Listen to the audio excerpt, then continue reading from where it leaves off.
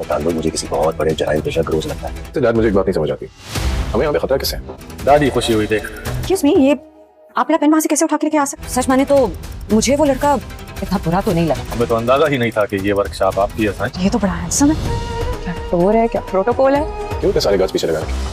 मूसा का बेटा तो अमेरिका से वापस आने के बाद अब वो यूनिवर्सिटी में आगे एडमिशन लेने वाला है और वो अपने पीछे लगे हुए गार्ड्स को देखकर परेशान रहता है और अपने बाप से यही पूछता है कि आखिर इतने गार्ड्स हमारे पीछे क्यों लगाए हुए हैं।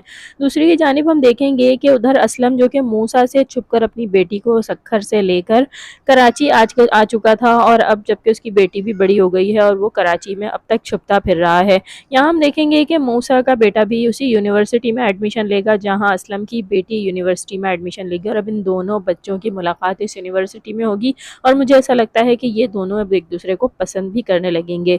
यहाँ पर आने वाली एपिसोड में एक और ट्विस्ट ये भी है कि यहाँ हम देखेंगे कि असलम जो कि अपनी बेटी को सबसे छुपाता फिर रहा है वो सामल से भी परेशान होगा क्योंकि वो ये देखेगा कि ये लड़का तो बहुत ज़्यादा गुंडे की तरह लगता है और ये कोई बहुत ख़तरनाक शख्स है, इसीलिए वो उसे अपने घर में चाय भी नहीं पीने देगा और अपनी बेगम से यही कहेगा कि मुझे सावल का ताल्लुक किसी बहुत ही बड़े गैंग से लगता है।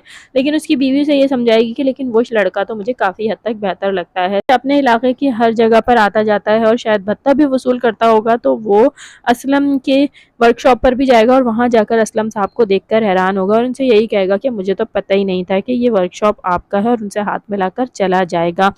लेकिन आने वाली एपिसोड में हम देखेंगे कि असलम को अब सावल भी से भी ख़तरा है और वो यही सोचेगा कि ये लड़का भी ठीक नहीं। दूसरी जानिब वो अपनी बेटी को मूसा के बेटे से किस तरह से बचा पाएगा।